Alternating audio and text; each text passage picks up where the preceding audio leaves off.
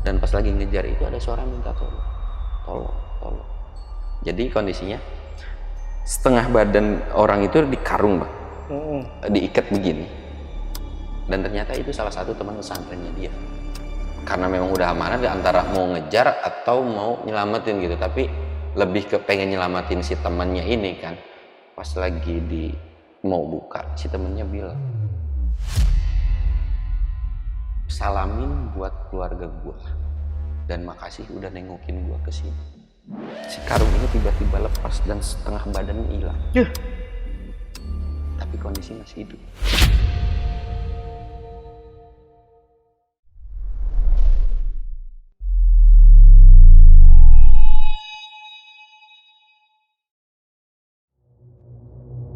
Halo semuanya, kembali lagi di Lentera Malam bareng gue Jamal. Dan di segmen Saksi Misteri kali ini, gue udah kedatangan narasumber yang akan menceritakan tentang sebuah kisah mistis yang ada di kampungnya. Nah, kita sapa dulu aja narasumbernya. Di sini udah ada Bang Samsul. Bang Samsul, apa kabar Bang? Alhamdulillah. Akhirnya Bang Samsul kesini, ya kan? Iya. Oke, Bang Samsul, ini lu mau menceritakan tentang kampung lu. Iya. Di Jampang. Iya, Jampang. Jampang menurut gue itu udah terkenal stigmanya ini kampung gaib lah ya. Kampung banyak santet. ilmu. Iya, banyak ilmu. Kampung santet lah ya. Nah, kali ini lu mau menceritakan bagian mananya nih, Bang? Jadi gue mau nyeritain tentang, gue juga nggak tahu ini kenapa bisa dibilang kampung santet. Mungkin salah satunya kenapa bisa dibilang kampung santet gitu. Jadi ada kejadian yang namanya orang pada saat itu berbondong-bondong nyari kesaktian lah intinya. Oh, ini mungkin ya, ini mungkin adalah salah satu sejarahnya yang membuat kampung Jampang itu seperti itu ya. Berarti ini cerita sejarah lama nih. Iya, tahun 70-an. Berapa nih? Tahun 70-an. 70-an. Dan ini lo dapetin dari salah satu uak lah. Uak itu kakek? Paman. Oh, paman ya? Iya, paman. Sorry nih ya, Iya. karena gue nggak tahu ya. Iya. Uak itu paman ya? Paman. Maaf ya. Nah, ini faktanya sebenarnya teman-teman. Kita itu udah minta Bang Samsul ini cerita tentang Jampang ini agak susah ya Bang? Iya, agak susah. Ini agak susahnya kenapa nih Bang? Pada saat itu? Satu kan bawa nama daerah kan, takutnya ada yang sensitif. Padahal kan gue juga nggak tahu ini sejarah atau bukan, tapi ini tuh sesuatu hal yang sering gue dengar atau diceritain sama orang-orang dulu. Bahkan buat dapetin cerita ini pun gue 1 bulan sampai HP gue ngebul. Jadi misalkan kalau lu cerita nih Bang, gue kan ya akal busuk gitu, ngerekam gitu kan. Sampai akhirnya gue rangkum sampai dapet, dan gue pun dapetin bukan dari satu orang ini doang, dari gua. Jadi dari beberapa buat nyingkronin doang gitu. Dan karena kan ada beberapa yang lupa juga gitu kan. Karena memang sebenarnya kita udah minta udah dari beberapa bulan yang lalu ya. Udah 2 bulan 3 bulan lalu udah lama banget. Iya, Bang Samsul ini sampai belum bisa Bang, belum dapat izin atau segala macam ya. Iya. Berarti lu sempet pulang lagi ke Jampang untuk minta izin dan ngerapin materi ini. Iya. Itu tuh ngerapin cerita ini tuh udah kemarin juga gua angkat ya. Iya, udah gitu kan. Tapi ini udah dapet izin. Udah dapet izin. Oke, jadi buat teman-teman yang penasaran simak sampai habis. Tapi sebelum itu, buat kalian yang mau jadi narasumber di Lentera Malam, kalian bisa langsung aja DM ke Instagramnya Lentera Malam, itu ada di @lenteramalam.id. Dan jangan lupa juga untuk mampir ke Spotify kita, itu ada di Lentera Malam Podcast Horror. Untuk semua linknya gue taruh di deskripsi. Oke, kalau gitu buat kalian yang penasaran sama cerita lengkap dari Bang Samsul, tonton videonya sampai habis. Dan tanpa basa-basi lagi, Saksi Misteri kita mulai.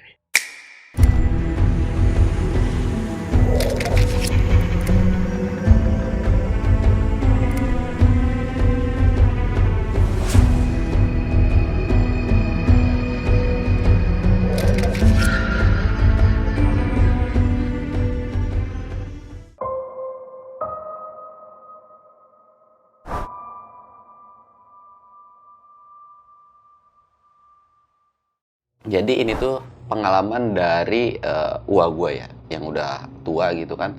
Kejadiannya tuh sekitar tahun 70-an. Tahun 70-an. Dan pada saat itu kondisinya gue mau ngasih tahu, nggak ada jam, ya mungkin ada beberapa orang yang punya jam. Terus kayak, kalau dulu kan maghribnya tuh masih ke jam 6 atau jam 7 lewat gitu kan, maghribnya masih lama. Dan penerangan pada saat itu pun masih, nah kayak gitu, kayak pakai lampu-lampu kayak gitu kan. Nah di awalnya tuh yang gue inget tuh, dia mau berangkat ngaji Jadi kondisi jarak pengajiannya pada saat itu tuh dari rumah untuk sampai ke pengajian atau pesantrennya dia itu tuh sekitar 2 sampai 3 jam lah. Jadi kalau misalkan selesai sholat asar, dia berangkat ke sana tuh nyampe sebelum maghrib 10 atau 20 menitan itu udah sampai. Jadi dia udah ngasih makan kambing, dia pamitan ke orang tua, tapi si orang tuanya itu bilang, kalau bisa malam ini nggak usah pulang dulu. Jadi biasanya kan kalau udah ngaji pulang walaupun dalam kondisi malam gitu kan. Nggak usah pulang dulu karena nyokapnya tuh dia bilang ada pikiran nggak enak lah gitu kan. Wah, gue pun katanya iya dia nggak bakalan pulang gitu kan. Tapi lihat kondisi aja karena untuk beberapa santrinya ini biasanya kayak pesantren lah, nggak pulang. Biasanya pulang seminggu atau sebulan gitu kan. Tapi kalau gue tuh pulang pergi terus karena punya kewajiban buat ngambil pakan buat kambing gitu kan. Akhirnya berangkat sore-sore, udah pamitan, udah ngasih makan kambing, dia berangkat. Jadi selama perjalanan itu memang kayak biasanya kan nggak ada kejadian apa-apa. Cuman yang paling ditakutin atau diwanti-wantiin adalah hewan buas. Kayak babi, macan kumbang masih sering lewat, kadang-kadang ini juga gitu kan masih turun-turun lah ke perkampungan. Jalan sampai akhirnya pertengahan perjalanan jadi jalan setapak dari sisi semak kanan itu ada kayak kresek-kresek gitu kan. Wah, gue kayak refleks kan ngeluarin golok karena memang bawa kan. Dan ternyata pas dilihatin itu ada orang lewat. Dan itu bener manusia katanya. Lewat sampai sama-sama di jalur gitu. Si orang ini nengok, tapi yang bikin anehnya itu si orang ini bener manusia normal, tapi punya taring. Kalau misalkan lu lihat orang gigi gingsul kan ada ya taring dari kecil, tapi ini enggak taring aja panjang sampai keluar dari mulut ini. Emang jaraknya agak jauh kan kayak ngeliat samar-samar. Mungkin enggak. Dan si orang itu lewat lagi, nerabas ke semak sebelahnya gitu kan. Jalan lagi dan ketemu orang berbeda tapi dengan taring yang sama. Sampai akhirnya 4 kali, karena 1 kali 2 kali kayak mungkin gue salah lihat, keempat kalinya sama ketemu juga. Tapi dengan kayak orang berbeda gitu. Wah, gue tuh langsung cabut lari sampai ngos-ngosan, dan pas udah sampai ke pengajian itu sampai ditegur temennya, lu kenapa lari-lari? Lu kenapa sampai lari-lari? Nggak bilang karena capek gitu kan. Terus dikasih air sama temennya tuh, dan udah mulai tenang, akhirnya diceritain lah. Kalau gue di jalan ketemu orang kayak gini. Dan ada salah satu temennya itu yang bilang, lu harus buru-buru ngomong sama si Abah. Abah ini guru ngajinya. Kenapa? Menurut si temennya itu, menurut orang tuanya, kalau orang yang punya taling, ciri-cirinya itu tuh orang yang lagi berguru, bisa dibilang mau nyempurnain ilmunya gitu kan. Ya, wah, gue tuh kayak panik kan, takut, sampai akhirnya udah mulai memasuki maghrib dan sholat maghrib gitu kan. Nah, setelah sholat maghrib ini langsung kan, wah, gue tuh kayak yang lain tuh ngapalin ngaji dan lain-lain, karena belum ngaji lah karena waktunya sebentar. Jadi ngajinya tuh biasanya habis isya atau jam 9 jam 10-an gitu. Udah kayak gitu kan, jadi kayak ngedeketin, pijitin. Tumben kan katanya tuh, kenapa tiba-tiba mijitin, diceritain lah kalau dia tuh ketemu sama sosok yang kayak gitu kan. Cuman si Abah tuh bilang, udah nggak apa-apa, tenang aja, yang penting lu banyak doa aja gitu kan. Ya walaupun udah dikasih penjelasan kayak gitu, namanya takut mah ada kan.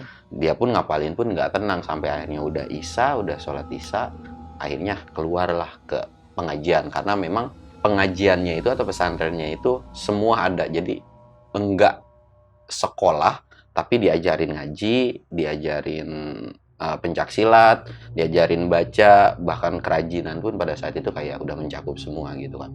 Akhirnya keluar belajar pencaksilat berapa jam, ya mereka tuh kayak latihan kayak biasanya, lagi latihan kayak biasanya. Adalah bocah-bocah kayak seumuran 18-an tahun gitu kan, itu apa gitu kayak ngomong, jadi kayak nggak fokus. Dan gua merasa terganggu gitu kan. Si orang yang ngobrol ini ternyata merhatiin sosok di luar area pesantren kelilingannya itu ada orang. Jadi mikirnya tuh yang di luar pesantren itu tuh mikir mungkin orang yang mau bertamu atau ada keperluan sama Abah.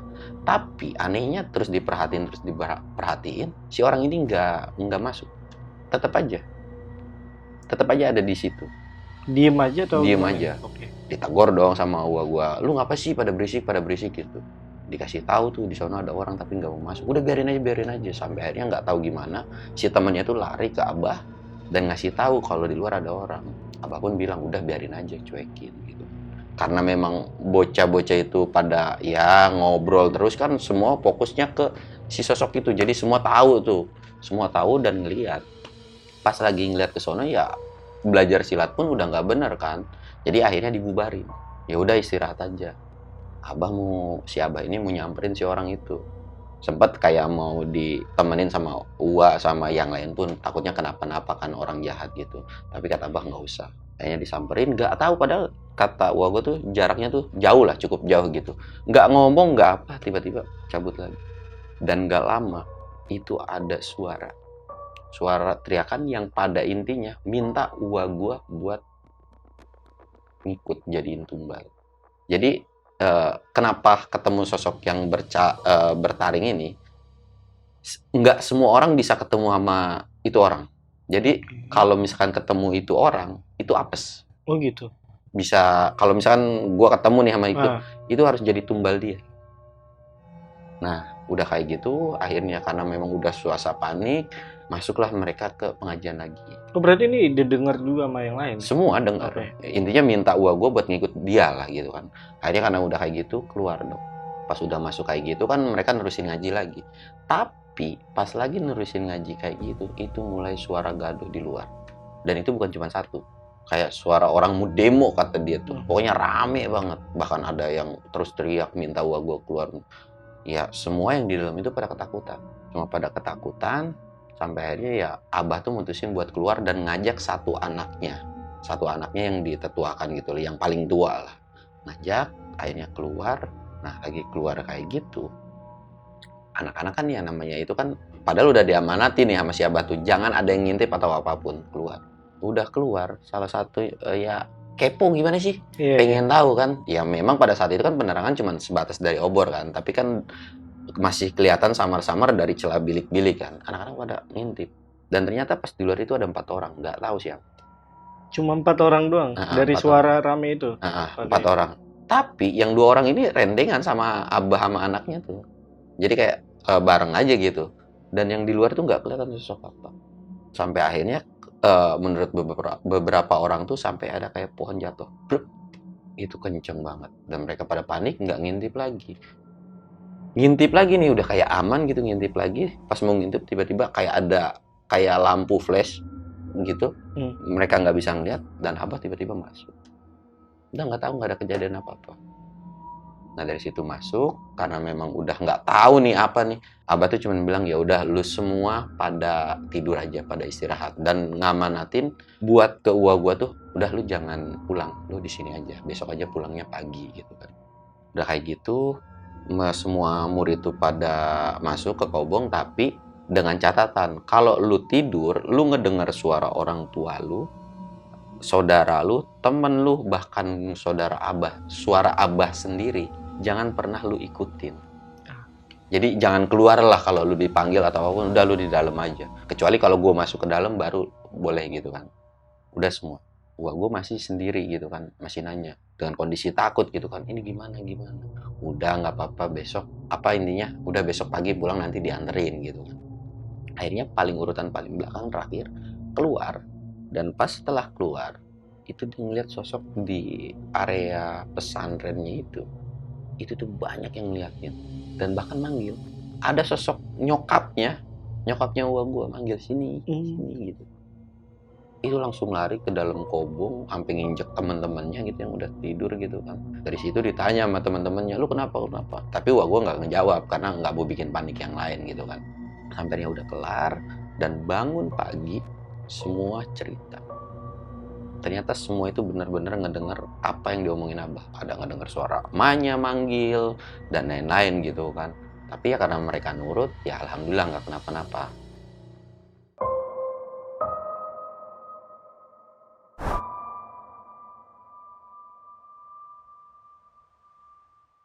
Sampai akhirnya pagi, Wah gue mau pamitan setelah sholat subuh. Pamitan, tapi dengan catatan diantar sama anaknya. Akhirnya setelah kayak gitu diantar lah, tapi dengan jalan yang berbeda. yang harusnya biasanya jalannya lurus terus, misalkan ini ada jalan agak sedikit melipir, gua nggak tahu gitu kan, tapi dia ngikut aja gitu kan, ngikut. Dan udah di pertengahan perjalanan anaknya Abah ini ngeres gitu kan, berhenti. Dah, kita berhenti dulu katanya di sini. Pas udah berhenti tuh ditanya dong, lu kemarin ngelihat beneran kayak gitu? Iya. Terus gimana sekarang? Ya gue masih takut dan nggak tahu mau berangkat ngaji apa enggak gitu nanti malam. Ya udah, lu lihat nggak hutan sebelah sana? Jadi si anaknya Abah tuh nunjuk sebelah sana. Lihat, emang itu hutan apa? Lu ngeliatnya apa? Dia bilang. Ya hutan biasa gitu kan. Yakin hutan biasa? Iya. Anaknya Abah cuman nggak disuruh merem nggak apa, cuman diusapin gini. Lu lihat lagi so. Dan itu hutannya langsung beda. Kondisi udah siang, tapi kayak malam kalau ngeliat ke hutan itu. Jadi gelap sendiri itu, sekeliwokan hutan itu tuh. Dan yang paling gua ngeselin tuh, kan udah kok bisa beda gitu kan, ngebuang muka ke sebelah kiri, dia ngeliat sosok kayak bisa dibilang kuntilanak mungkin, dan itu hancur semua. Dari situ dia ngerasa aneh, kok kenapa gue jadi bisa ngeliat setan gitu kan. Si anak Abah ini cuman ketawa, ya udah yang penting lu bisa ngeliat, tapi wah gue kondisi ketakutan, intinya nggak mau ngeliat lagi gitu. Cuman katanya dijelasin lah kalau ya emang lu bakalan bisa gitu ya, dan lu harus terbiasa gitu kan. Ya walaupun sampai akhirnya dipaksa-paksa terus sambil jalan tuh ngeliat sosok-sosok aneh. Dari situ jalan-jalan sampai akhirnya ketemu ke rumah. Udah sampai rumah nih, ya gua kayak ngelakuin kegiatan biasa lah, kayak ngambil rumput kan. Sedangkan anaknya Abah ini suruh istirahat dulu. Ya gua mau berangkat nyari rumput, dan udah kayak gitu balik lagi. Setelah udah balik, tiba-tiba ada beberapa warga itu lari. Ada beberapa warga lari, ditanya dong mau kemana gitu kan, kenapa buru-buru. Dan ternyata si warga ini tuh mau ke rumah Abah, mau minta tolong karena ada yang namanya penyakit aneh. Penyakit aneh itu kulitnya melepuh, kadang-kadang bisulan, ada bisulannya juga. Jadi pokoknya jijik banget. Wah, kata gua kan nggak usah sono, di sini ada anaknya gitu kan. Kalau ini ya udah ke sini aja. Karena mereka memang tahu kan anaknya, akhirnya masuklah ke dalam. Dan gua pada saat itu nggak punya pikiran aneh-aneh gitu, masih ya mungkin penyakit apa gitu kan. Udah kayak gitu, gua udah masuk dan akhirnya dia mandi kan, udah mandi, ternyata pas masuk lagi anaknya Abah ini udah nggak ada. Dan disampaikanlah sama nyokapnya ini, dia bilang Abah tuh ada di sana, ada di rumah tetangga gitulah. Oh ya udah, disuruh nyusul juga kata nyokapnya kan. Akhirnya udah makan, udah ada lain-lain. Gua tuh langsung berangkat ke rumah yang dituju, ada anak Abah. Dan pas berangkat, karena memang jarak rumah pada saat itu jauh ya, jadi satu rumah ke rumah lain itu jauh. Jarak 10 atau mungkin 15 meter itu udah kecium bau bangke. Dan memang kelihatan gitu, banyak ngumpul warga. Dan sampai akhirnya jalan, baru di luar, gua ngeluarin yang tadinya udah makan itu keluar semua. Karena bau itu? Karena bau itu. Bingung dong kenapa gitu kan. Sampai akhirnya ada satu warga ngasihin kayak kerudung atau nggak tahu, kayak buat tutupin mulut, dan itu dicampur kayak bahan minyak kayu putih gitu, daun-daunan yang wangi. Ditutupin, dan pas masuk, disuruh masuk kan, karena disuruh anak Abah masuk, itu muntah lagi. Dan ternyata pas udah masuk itu bang, gue langsung duduk lemes. Duduk lemes dengan catatan, si orang lihat kondisi orang ini. Kondisinya tuh melepuh, ada bisulan bernanah semua. Dideketin ke ke anak Abahnya ini tuh, deketin, ya udah kita keluar lagi, nanti gue ada yang mau diomongin. Sampai akhirnya udah ngeliat, situ kan izin lagi keluar. Dan ternyata penyakit ini tuh dihasilin dari si sosok yang memang mereka ini yang mau pada nyempurnain ilmu itu, yang bertaring itu gitu kan. Dan kejadian itu bukan cuman si satu orang ini doang, ternyata udah nyebar ke beberapa desa. Jadi udah semuanya gitulah, udah beberapa desa. Dan anak Abah ini tuh nyuruh buat gua buat nyusulin Abah. Sedangkan anaknya Abah mau ngontrol ke beberapa desa dan minta orang yang kena penyakit kayak gini dikumpulin di satu tempat. Dan sebelum ke sana tuh disuruh juga bantuin buat ngevakuasi beberapa warga. Ternyata bukan cuma satu ini doang, ada beberapa lain yang satu desa sama uwa gue tuh sekitar 4 sampai 5 orang yang ngalamin kejadian yang sama. Dan itu kondisinya satu kampung itu bau sih. Bau busuk banget katanya. Akhirnya udah jalan, udah kelar gitu kan, pulang lah.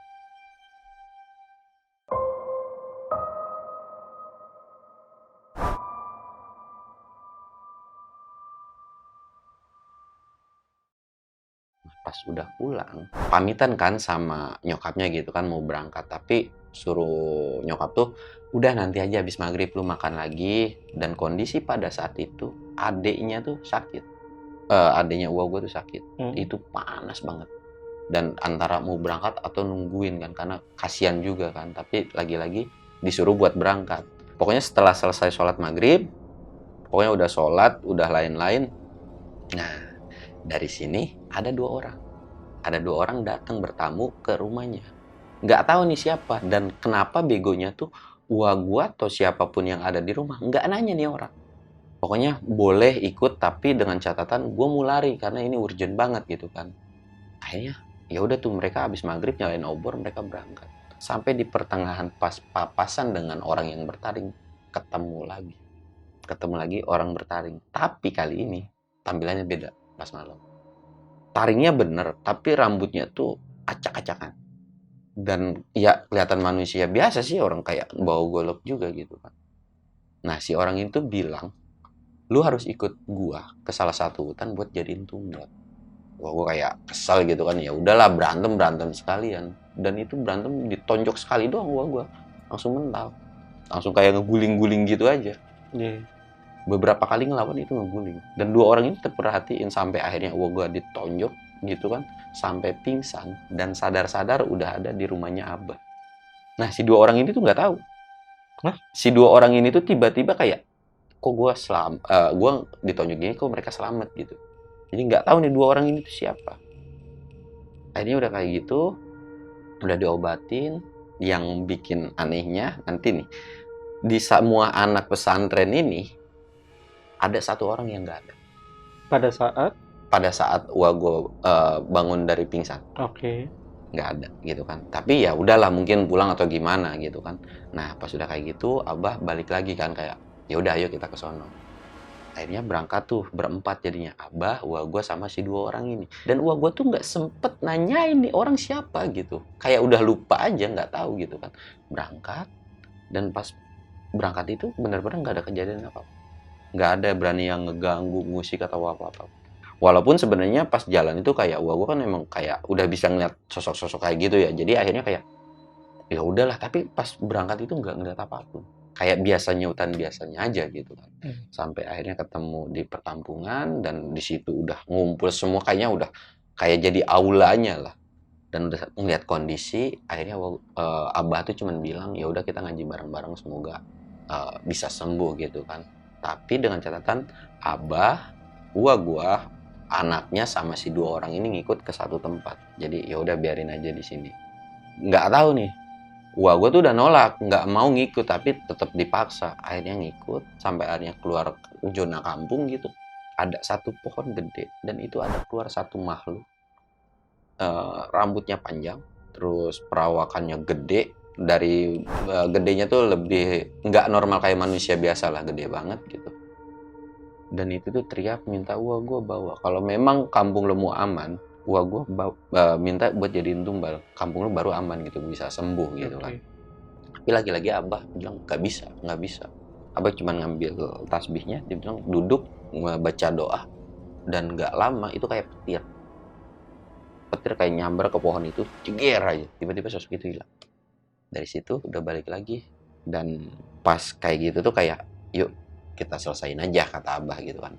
Selesain aja, jadi kayak mau diajak lagi. Tapi pamitan dulu ke warga kamu kan, pamitan, ternyata diajak ke hutan yang anak Abah itu pernah dikasih tahu.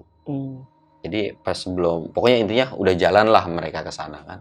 Dan pas udah sampai, jadi sebelum masuk hutan itu ada kayak saung, mereka diwajibin ya udah yang belum sholat gitu kan, sholat dulu gitu kan.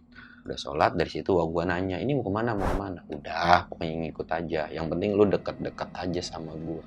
Dan pas udah mulai masuk, ternyata di situ banyak mayat, Bang. Hah? Masuk hutan itu banyak mayat. Iya. Nah, pas udah masuk itu banyak mayat. Kepo dong, pasti penasaran dong. Ini mayat. Yang jawab tuh cuman anaknya Abah. Iya. Mayat siapa? Ya udah, nggak dijawab tuh, jalan. Penasaran dong, orang di samping ada orang kayak mayat gitu, ada orang kelojotan gimana sih kayak sekar gitu. Ditanya, ini mayat siapa? Ini mayat siapa? Tapi nggak dijawab. Sampai akhirnya mungkin kesel kali ya.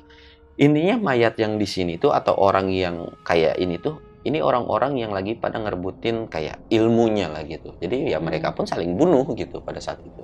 Serius. Iya bener. Mulai makin lama itu pemandangannya kiri kanan tuh ada orang ya begitulah gitu kan. Jalan terus jalan.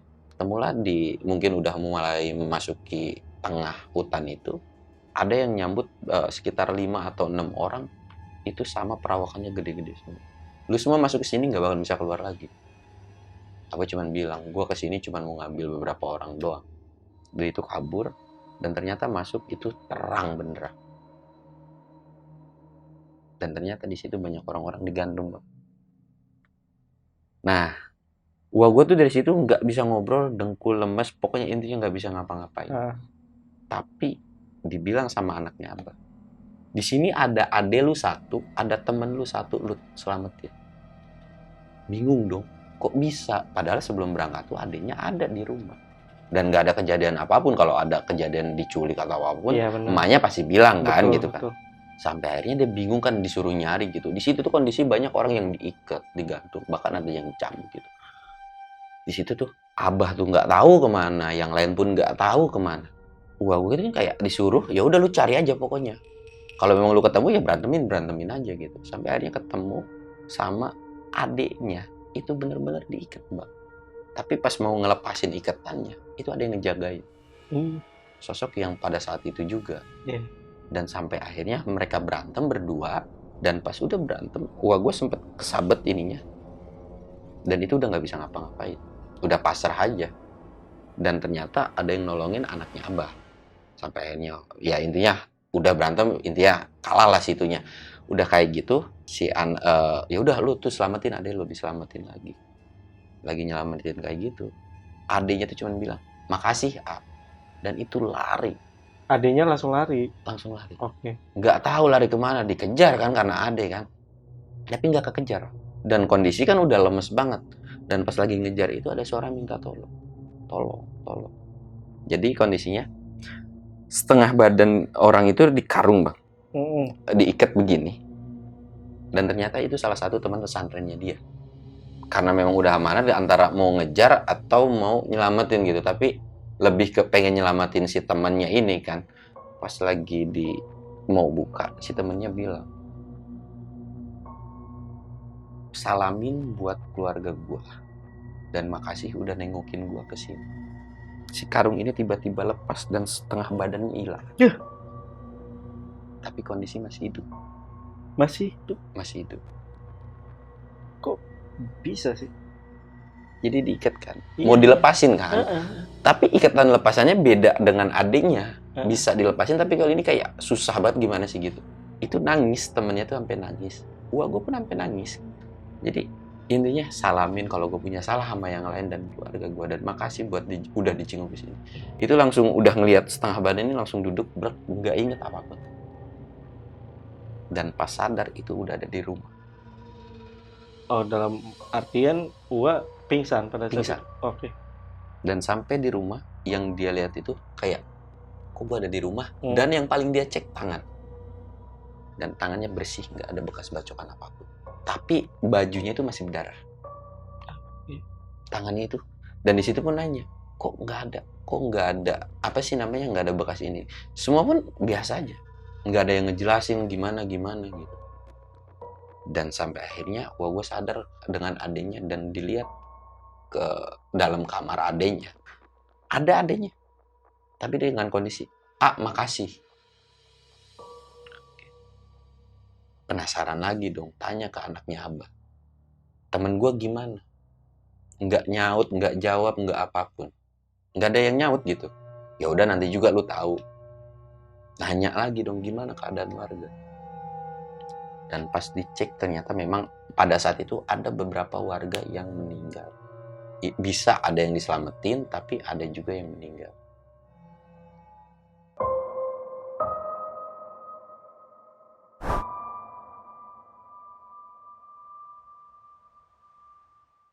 Sampai akhirnya udah kelar kan ya. Emang itu tuh nggak yang sampai 1 hari itu kelar, berbulan-bulan gitu kan.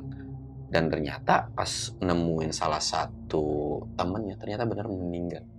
Temennya ini tuh meninggal sampai akhirnya abah ngasih tahu ternyata ya emang udah nggak bisa diselamatin. Temennya yang kemarin dia gantung lihat itu ternyata bener. Ya itu temennya. Kondisinya pada saat meninggal gimana nih? Kalau yang di awal kan waktu digantung itu setengah badannya. Bener badannya masih utuh tapi dengan kondisi biru bawahnya doang. Udah mulai paham nih gue. Oke. Ya, jadi yang bawahnya itu emang biru kayak gimana ya? Iya. Kelamaan lah tahu sendiri gitu. Nah, kayak gitu. Dan itu mungkin udah lembek atau gimana diginiin pun kekopek. Dari situ tuh ya gue juga mau gimana di situ tuh udah nangis sekejar-kejarnya karena dia mikir kenapa gue nggak bisa nyelamatin gitu. Dan alhamdulillahnya adiknya tuh masih bisa diselamatin. Dari situ pun nggak ada yang ngasih penjelasan kenapa tangannya bisa sembuh, terus kenapa, ya intinya yang gue alamin itu bener atau enggak gitu kan, karena tiba-tiba gue pingsan, udah ada di sini, dan itu nggak ada dikasih penjelasan apapun. Abah tuh cuman bilang, suatu saat lu paham sendiri gitu. Pas kejadian itu tuh sebenarnya banyak orang gitu kan, tapi kenapa yang diprioritasin tuh 2 itu, gue juga nggak tahu gitu, mungkin ya mereka udah dibagi-bagi tugas gitu, udah paham sendiri. Nah dari situ tuh ya selama beberapa minggu, dan itu tuh benar-benar kayak satu kampung itu beberapa desa pun udah kacau aja sih. Chaos tuh, maksudnya rusuh tuh. Maksudnya rusuh gitu. Banyak yang meninggal berarti. Banyak yang meninggal. Tapi ya ada juga yang selamat tapi dengan kondisi catatan ya semuanya penyakitnya sama. Bisulan, melepuh, dan bau amis, bau bangkai itu udah keluar dari badannya mereka. Termasuk kondisi temennya juga gak sih kayak begitu juga? Nah, kalau kondisi temennya itu sama, tapi cuma separuh badannya doang. Yang ada nananya itu. Sampai akhirnya biru-biru gimana gitu ya, pokoknya ini banget lah. Nah, tadi kan lu cerita kalau banyak nih mayat yang ngegantung ataupun mayat yang berbaring ya. Baring. Pertanyaan gua adalah, berarti itu adalah jiwanya, bukan asli tubuhnya. Menurut menurut dia yang udah paham itu bener asli. Itu asli. Jadi kayak orang berburu gimana sih rebutan satu piala gitu kan. Oh, yang mayatnya yang asli. Iya. Kalau yang ngegantung? Nah, itu masih belum tahu. Itu kayaknya bukan deh katanya. Sukmanya mungkin seperti itu. Nah, kalau yang itu tuh asli. Karena kan tadi lu sempat ngomong kalau ya contoh adek lo yang tahu-tahu kabur. Terus juga awalnya kan tadi ngelihat di rumah, masih di rumah ya. Di rumah, iya. Terus sama yang temennya yang harusnya sih nggak ada ya, udah badannya itu setengah badannya udah nggak ada ya. Tapi pas meninggal kondisi masih ada. Tapi berbeda aja setengah badannya itu. Ya kalau dari tangkepan gue sih Sukma sih. Bener gak sih gue? Ya kurang lebihnya sih kayak gitu. Bukan gitu ya, gue juga nggak paham gitu kan. Oh, lu cuma diceritain sama Uwa seperti itu aja. Jadi kayak ya next lu bakalan paham sendiri lah kalau lu selama belajar agama gitu kan. Cuman kan gue bacanya begini. Iya. Itu ngeri sih anjir. Iya. Ya maksudnya udah beda lah. Orang dulu kan belajarnya ya gini. Kalau kita kan sekarang belajarnya lebih ke yang ini kan. Belajar ya kemajuan teknologi lah ya. Iya. Tapi pada akhirnya orang-orang yang bersekutu ya, gue sih mikirnya ini bersekutu lah ya sama iblis atau apa ya. Gimana nih? Orang-orangnya masih adakah atau dimusnahkan atau apa gimana? Kalau dimusnahkan sih mungkin enggak ya. Kan nggak mungkin juga kalau kata si Abah tuh. Ya memang kalau ada pun kalau untuk sekarang ya udah jarang gitu ditemuin. Bahkan sebelumnya tuh jadi kalau gue pernah dikasih tahu dan bahkan gue pun pernah lihat ada tipe orang yang belajar santet itu apinya biru. Ada pokoknya orang yang belajar santet itu pasti bisa dicirin antara kayak bola api gitu, biru dan merah. Biasanya kalau biru buat pokoknya gue nggak tahu dah, pokoknya antara biru buat ngirim, entah biru itu buat belajar gitu. Jadi bisa dibedain. Dan pada saat itu di hutan itu banyak muter-muter api kayak gitu. Gua umur berapa ya? Kelas 6 SD karena gua di Sukabumi, gua masih ngeliat kayak gitu. Sampai SMP kelas 1, kelas 2 gua masih ngeliat. Tapi untuk sekarang udah nggak ada. Nah, tapi memang kampung lo ini kan Jampang ya. Iya. Itu memang terkenal sih. Nah, Terkenal dengan ya ilmu santetnya Iya. atau bahkan gaib-gaibnya lah ya. nah, Dan gak cuma lo doang nih yang gue dapat cerita soal Jampang ini. Tapi apakah dari situ, dari kejadian yang ketemu orang-orang yang bersekutu itu, makanya Jampang bisa jadi segaib itu gitu loh? sebenarnya gue juga bingung ya. Apakah Jadi, itu salah satu sejarahnya? gue Gitu? juga kan kayak orang kan banyak, wih Jampang, udah pasti. Gue sih tidak menjelekan kampung gue sendiri. Iya, ya. iya, iya. Tapi kan tiap kampung itu kayak udah punya julukannya sendiri kan. Betul. Nah, Jampang itu kayak di kampung santet, kampung teluh, ya mungkin salah satu ceritanya ya mungkin kayak gitu. Salah satu sejarahnya Sejarahnya makanya itu kayak bisa gitu, iya. jadi seperti itu ya. Makanya kan banyak orang, wih kampung teluh, kampung santet gitu kan. Ya memang cukup banyak sih, bukan cukup banyak sih gitu kan. Bahkan bener gak sih kalau kata temen gue di sana tuh dukun ya memang banyak banget. Dulu iya. Kalau sekarang sih ya udah jarang lah. Ya mungkin bisa didatengin kayak teman untuk yang real benernya sih kayaknya udah sulit gitu. Oh, udah sulit. Udah sulit. Sekarang di sana terkenalnya apa dong? Masih kampung santet ya? Ya udah enggak dong. Ya sekarang kan orang tuh mana paham sih kayak gituan gitu kan. Orang-orang zaman dulu kan masih nguliknya ilmu kebal kayak gitu kan. Kalau sekarang kan udah nggak ada kali. Udah Tapi lu jarang. pernah pelajarin hal-hal kayak gitu gak sih di kampung pada saat itu ya lu tinggal? Mungkin gua nggak tahu belajar, tapi kalau dulu sih setahu gua anak-anak zaman dulu tuh dibekalin kayak pencak silat. Oh, pencak silat. Iya. Dan tesnya tuh bambu. Pertama tebu, bambu sampai balokan. Bambu inul itu yang goyang-goyang bukan? Bukan dong. Oh. Jadi bambu gue. jadi tebu tuh diantemin ke tangan, ke punduk. Ya, jadi kalau udah hancur lu balik lagi terus ke bambu udah balokan. Biasa. Oh, ngancurin itu. Ngancurin itu. Tapi lu bisa? Nah, enggak.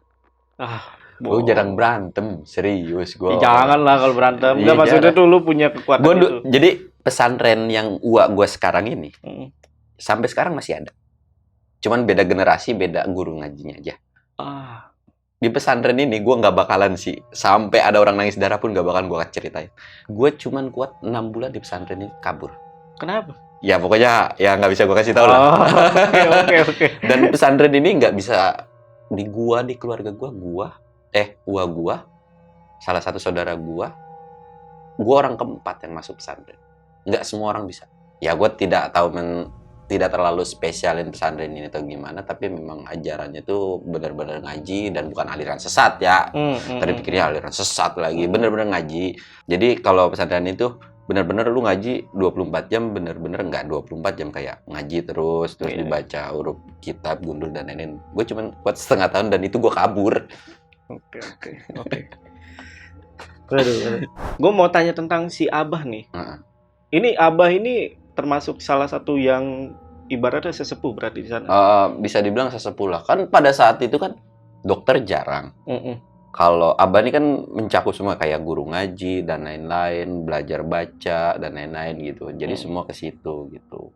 Dan hasil Abah ini punya anak murid dan ketika siangnya tuh mereka bikin kerajinan dan biasanya dijualin ke beberapa warga dan bayaran untuk si Abah ini bukan berupa uang kayak memang kalau misalkan dari anaknya ada hasil ladang biasanya ngasihin gitu doang sih.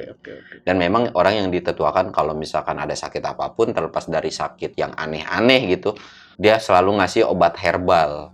Jadi kayak ini tanaman bisa nyembuhin panas, nyembuhin ini gitu sih. Iya, termasuk orang-orang yang punya bisa dikatakan ilmu tinggi tuh biasanya memang dia nggak pernah minta plek-plek duit gitu, materi gitu.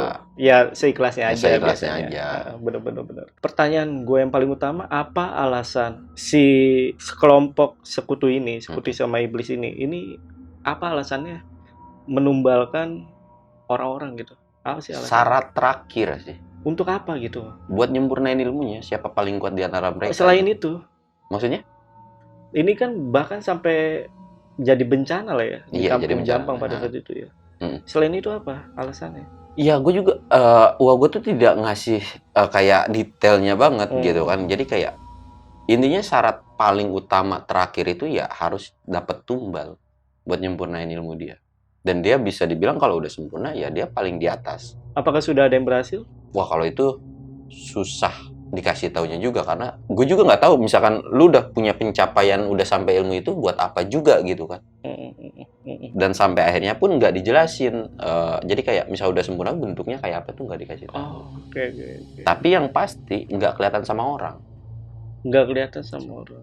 Biasanya entah itu dia jadi pohon lah, jadi batu lah. Gue nggak tahu. Tapi kadang-kadang keluar gitu. Gue juga, ya kan saya juga dijelasin tidak sedetail itu dan kayak apa sih gue mau tahu detailnya gitu, tapi nggak diceritain kan aneh gitu kan. Jadi di Jampang itu banyak ilmu nih. Ilmu-ilmu gaib lah ya. Yang terkenal ilmu apa? Selain santet? Santet pelet. Santet pelet. Medianya apa? Biasanya. Kalau pelet kan selalu ada medianya. Iya. Apa? Padi atau emas. Oh, beda ya. Jadi kalau gue di pikiran gue biasanya bulu perindu gitu. Ini beda. Beda. Padi. Padi yang belum digiling ya, masih bentuk padi.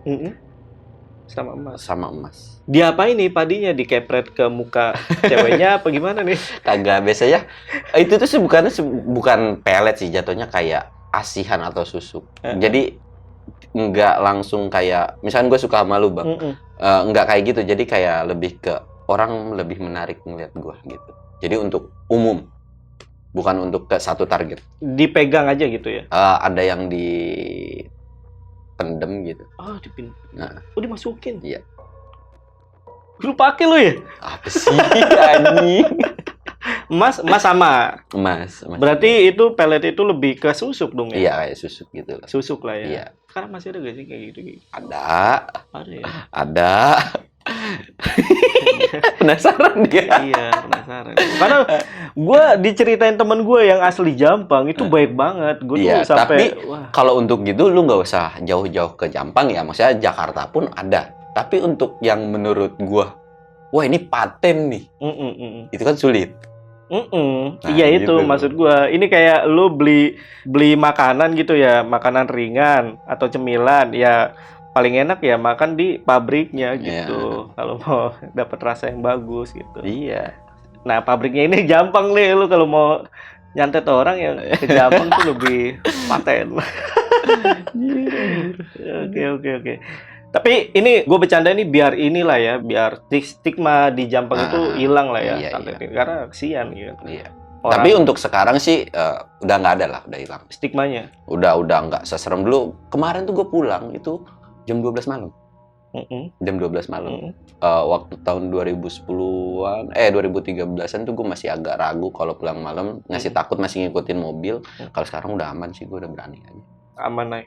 Iya, aman lah. Udah rame lah di sana ya? Rame enggak sih? Rame enggak ya? Enggak. Coba, gue bilang kemarin tuh lu ngelewatin jalur Sukabumi Cikidang dah malam-malam. Gue acungin jempol lu kalau nggak ada merinding-merindingnya. Oh gitu? Ya. Malam ya. Iya. Gue tuh penasaran karena gue kan punya channel telusur nih ya. Gue sama Adi tuh punya channel telusur dan gue paling penasaran itu pengen telusurin tentang Jampang. Kira-kira lu masih bisa lu bisa bantu gak sih untuk nemuin, misalkan gue pengen ngambil profesi. Gue bakalan kasih satu gua itu belum diekspos siapapun. Gua. Bukan dalam gua ya. Gua ya. Ini sama kayak temen gua. Jadi bukan gua. Maksudnya di Sukabumi ada gua nih. Gua itu kan udah diekspor dan jadi tempat wisata. Sedangkan gua ini belum. Iya sama. Temen gua juga ada nawarin nih gua. Ya, itu tuh bisa dibilang nggak tahu kenapa ya. Sebenarnya guanya juga nggak terlalu dalam. Bisa gak ya telusur ke sana ya? Semoga bisa ya. Semoga bisa. Lu bisa mau nemenin ya? Boleh. Soalnya jangan kondisi hujan ya. Saya angkat tangan kalau hujan nih. Jalannya juga. Karena katanya naik dikit ya. Iya. Ya maksudnya ya dari udah. suatu perkampungan naik gitu ya. Gitu. Bukit lah. Nggak bukit tinggi banget enggak. Telusur nih, asik nih. Ya mudah-mudahan selamat semua sih. Paling utama. Sebenarnya kalau selamat pastilah. Makanya gue bilang jangan pas hujan, terlalu beresiko. Gitu. Iya. Oke. Yaudah kalau gitu dari cerita Jampang sampai sini aja ya. Iya. Biasa teman-teman jangan lupa mampir ke channel barunya Bang Samsul nih. Sebenarnya nggak baru sih, udah Udah lama. lama ya. Ada di mana Bang sekarang, Bang? Samsul Mister Horror. Samsul Mister Horror. Dan kalian juga kalau misalkan punya cerita horor atau pengalaman horor yang mau dibacain, ya kan? Iya, Nggak karena mau gua jadi story- narasumber yang iya. mau dibacain, itu kalian bisa juga kirim ceritanya ke Bang Samsul ini. Kalau untuk IG-nya di mana, Bang? Samsul.1010. Samsul.1010. Tapi kalau untuk Mister Horror udah ada IG. Enggak sih, Belum. gua ke Instagram gua aja. Langsung ke Instagram Iya. lo. Dan Bang Samsul ini juga sering ngadain open trip ya. Iya, open trip gunung. Open trip. Baru banget Kemarin turun dari Gede. tanggal Tanggal berapa ya? 21 sampai 23 deh kalau nggak salah. 21 sampai 23. Rata-rata ke gunung ya. Ke gunung. Oke. Bang, thank you ya. Iya, Akhirnya kita ketemu, siap. ya kan? Dan Bang Samsul juga mau hadir di sini. Terima kasih banyak. Gue izin pamit. Gue Jamal dari Lentera Malam dan Samsul. Mister Horror izin pamit juga. Bye.